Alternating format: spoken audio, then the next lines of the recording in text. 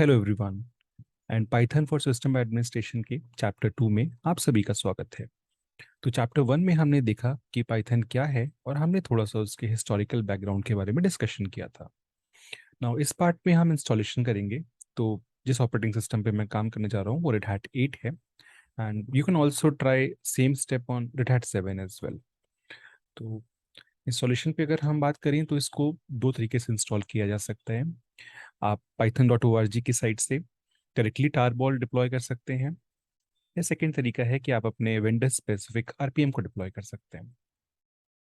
तो अगर हम आरपीएम मेथड की बात करें तो आप सिंपल यम सर्च कमांड चला सकते हैं एंड यम इंस्टॉल के थ्रू इसको इंस्टॉल कर सकते हैं। रेड हैट 8 स्पेसिफिक में आप इवन डीएनएफ भी यूज कर सकते हैं। That would not change much. अब अगर इसको पाइथन की रेपल को आपको इनिशियलाइज करना है तो आप सिंपल पाइथन 3 यूज कर सकते हैं एंड ऑल्टरनेटिव्स के थ्रू अगर दूसरा वर्जन ऑफ पाइथन रन कर रहा है तो आप इस कमांड के थ्रू पाइथन 3 को डिफॉल्ट भी बना सकते हैं अपने लिए। तो जिसको रेपल का आइडिया नहीं है वो सिंपल एक पाइथन एक इंटरेक्टिव शेल प्रोवाइड कराता है अपनी कमांड्स को टेस्ट करने के लिए, जो भी आप कोड लिख रहे हैं उसको वैलिडेट करने के लिए, जिसकी सिंपल डिस्क्रिप्शन आता है read evaluate print in loop. आप इसको सिंपल भाषा में एक प्लेग्राउंड समझ सकते हैं जो कि पाइथन आपको प्रोवाइड कराता है। अब सेकंड आपका टार मेथड है। आप python.org पे जाइए, अपने लेटेस्ट ऑपरेटिंग सिस्टम के हिसाब से टार बॉल को डाउनलोड कर सकते हैं एंड रेड हैट 8 में कुछ प्रीरिक्विजिट्स हैं, 7 में भी हैं। आई वुड से कि आप दोनों पे सेम स्टेप्स फॉलो करें।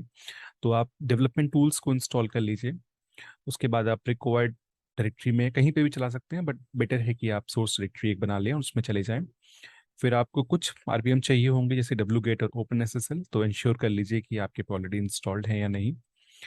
तो इवन इफ यू वांट आप डाउनलोड कर लीजिए python.org से, देन कॉपी कर लीजिए किस तरह से ऑपरेटिंग सिस्टम पे, या फिर अगर डब्ल्यू गेट आपके पे इंस्टॉल हो चुका है तो एंड आपके पास इंटरनेट कनेक्टिविटी है अपने ऑपरेटिंग सिस्टम पे, तो आप सिंपली रिक्वायर्ड पाइथन बाइनरी को डाउनलोड भी कर सकते हैं। एक बार आपके पास स्टार फाइल आ गई, आप उसको अनकम्प्रेस कर सकते हैं और डायरेक्टरी में एंटर कर सकते हैं, रिक्वायर्ड डायरेक्टरी में। वहाँ पे आपको कुछ फाइल्स मिलेंगी, कुछ रीडमी मिलेंगी। रीडमी जब आप रीड करेंगे तो आपको वहाँ पे कुछ कमांड्स मिलेंगे। तो डॉट स्लैश कन्फिगर मेक ऐसे करके कमांड्स होंगे। तो हम यहाँ पे dot slash configure enable optimisations को रन कर रहे हैं, जो कि कुछ एग्जैक्टली कंप्लीट बिल्ड को ऑप्टिमाइज करने के लिए काम आता है। कुछ स्पेसिफिक ऑप्टिमाइजेशंस होते हैं जो कि डिफॉल्ट कॉन्फ़िगर के संग नहीं होते हैं, तो आप उसको यूज कर सकते हैं। सिमिलर मैनर में आप मेक की जगह आप मेक ऑल्ट इंस्टॉल यूज कर सकते हैं। सो इन दैट केस कि अगर आपका पुराना पाइथन वर्जन चल रहा है, फॉर एग्जांपल पाइथन 3.6 या फिर इवन पाइथन 2, ये एक सेपरेट पाइथन इंस्टेंस बनाएगा एंड आपके पाइथन को ये ओवरराइड नहीं करेगा। तो एनी टाइम आपको पुराने पाइथन पे स्विच करना है, आपके पास ऑप्शन होगी एंड आप अपने पाइथन पे स्विच कर सकते हैं। तो सबसे पहले हम लोग आरपीएम मेथड पे बात करते हैं। तो मेरे पास एक रेड हैट 8 ऑपरेटिंग सिस्टम की मशीन है जहाँ पे हम पाइथन को इंस्टॉल करके देखेंगे। तो जो कमांड्स हमने लिखे थे, सिंपली एक यम सर्च चला लेते हैं हम पाइथन 3 के ऊपर एंड होपफुली हमें पाइथन के कई सारे पैकेज दिखने चाहिए।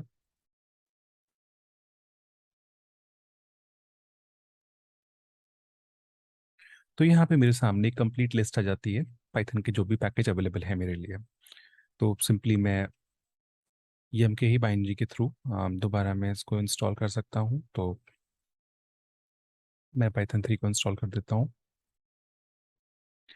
जो टाइम लगेगा इसमें वो बेसिकली डिपेंड करेगा कि आप कहाँ से इंस्टॉल कर रहे हैं, आपकी इंटरनेट बैंडविड्थ कितनी है, आपके सिस्टम की परफॉर्मेंस कितनी है। सो हमारे लिए कुछ सेकंड्स में ये हो गया है। तो पाइथन 3 के मेरे जो भी अवेलेबल आरपीएम्स थे यहाँ पे वो उसने इंस्टॉल कर दिए हैं मेरे लिए। मैं एक बार ट्राई करता हूँ कि पाइथन 3 मेरे को दिख रहा है, तो मैं पाइथन 3 का वर्जन चेक कर सकता हूँ। सिमिलर मैनर में मैं पिप को यूज़ कर सकता हूँ। तो मेरे ओएस वेंडर ने मेरे को 3.6.8 का वर्जन दिया हुआ है जो कि पाइथन पे मैं यूज़ कर सकता हूँ। हमने रेपल देखा था, रेपल एक तरीका था देखने का। एक बार ये देख लेते हैं कि क्या पाइथन हमारे पाथ में ऑलरेडी सेट है या नहीं। तो आप इस कमांड को नोट करने की ज़रूरत नहीं है, मैं आपको लिस्ट दे दूंगा जो नोट सेक्शन में लगी हुई है। आप सिमिलर कमांड्स को अपने इन्वायरमेंट में भी चला सकते हैं। तो ऑलरेडी हमारा पाइथन लेटेस्ट ऑल्टरनेटिव से सेट है।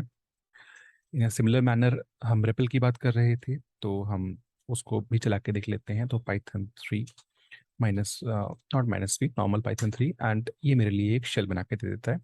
तो ये सिंपल मेरा आरपीएम मेथड है।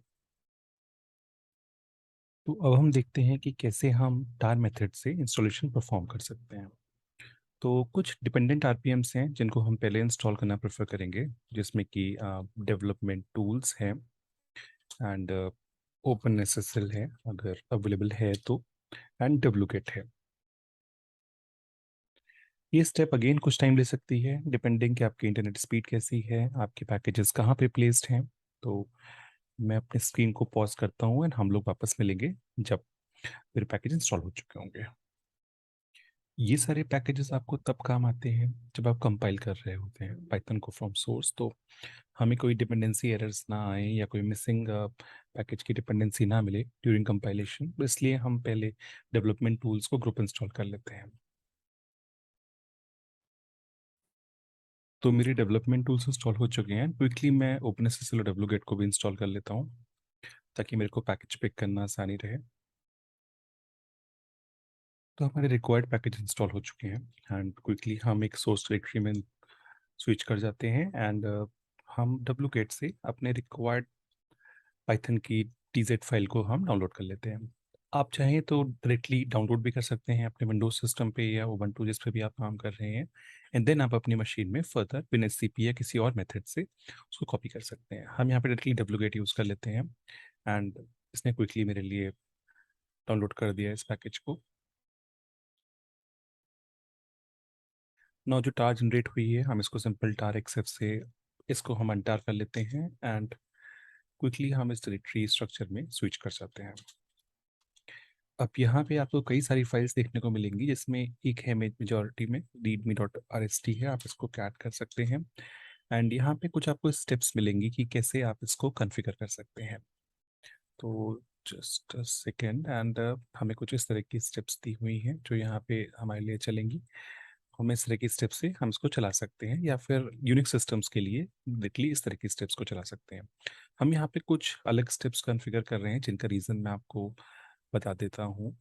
हम यहाँ पे बेसिकली कॉन्फ़िगर तो /कॉन्फ़िगर तो चलाएंगे ही, लेकिन हम इसको विद इनेबल ऑप्टिमाइजेशंस चलाएंगे। तो बेसिकली इससे क्या होगा कि आपके जो भी प्रोफाइल गाइडेड ऑप्टिमाइजेशन या फिर लिंक टाइम ऑप्टिमाइजेशन जो भी हैं वो कम्प्लीटली प्रॉपरली इनेबल हो जाते हैं इसके थ्रू। आप नॉर्मली भी कॉन्फ़िगर चलाते हैं तो भी वो आपको एंड में /कॉन्फ़िगर इनेबल ऑटोमेशन चलाने को देता है, ताकि आपका जो रिलीज है वो प्रॉपर बिल्ड हो जितनी भी ऑप्टिमाइजेशन है उनके साथ, लाइक एलटीओ पीजीओ एक्सेट्रा, जिनके बारे में हमने डिस्कस किया था अभी। तो यहाँ पे हमारा ऑप्टिमाइजेशन चल चुका है, हम इसके बाद इस मेक करेंगे। तो अगर मैं डायरेक्टली मेक करता हूँ तो वो क्या करेगा, मेरे डिफ़ॉल्ट स्ट्रक्चर के ऊपर ही ओवरराइट कर देगा। मैं यहाँ पे ऑल्टरनेट सॉल्यूशन चाहता हूँ ताकि अगर मेरा कोई पुराने वर्जन ऑफ पाइथन पड़ा हुआ है वो डिस्टर्ब ना हो, तो मैं यहाँ पे मेक और इंस्टॉल यूज़ करूँगा। ये स्टेप कुछ टाइम ले सकती है, मे बी 5 मिनट्स 10 मिनट्स आपके लिए, डिपेंडिंग ऑन कि ये क्या क्या बिल्ड कर रहा है इस टाइम पे। तो हम वापस मिलते हैं जब आपके एंड पे भी हिट कमांड कंप्लीट हो जाता है।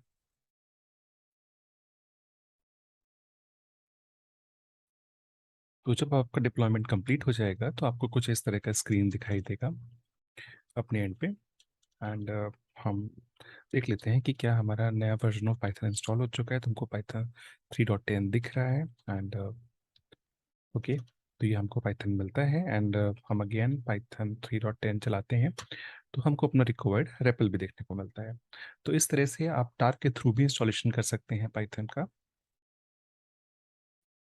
तो इस वीडियो में हमने देखा कि कैसे किन किन मेथड से आप पाइथन को इंस्टॉल कर सकते हैं। गोइंग फॉरवर्ड हम नेक्स्ट वीडियो में ये देखेंगे कि हम रेपल से कैसे प्ले अराउंड कर सकते हैं, कैसे हम उसको सक्सेसफुली इनिशिएट कर सकते हैं, कैसे हम उसको ग्रेसफुली टर्मिनेट कर सकते हैं। सिमिलर मैनर में हम क्या क्या एक्टिविटीज परफॉर्म कर सकते हैं और किन किन तरीकों से हम अपने कोड को वहाँ पे टेस्ट कर सकते हैं। तो तब तक के लिए thank you very much. Thanks for being such a nice audience. Have a nice day. Bye bye.